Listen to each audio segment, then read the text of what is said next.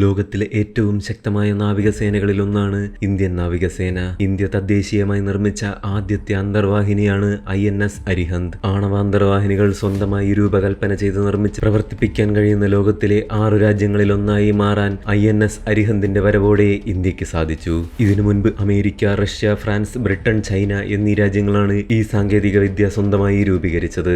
2009 July 26-ന് മുൻ പ്രധാനമന്ത്രി മൻമോഹൻ സിംഗ് ആണ് അരിഹന്ത് നീറ്റിലിറക്കിയത്. അരിഹന്ത് എന്ന വാക്കിന്റെ ഹിന്ദിയിലുള്ള അർത്ഥം ശത്രുവിന്റെ അന്ധകൻ എന്നാണ്.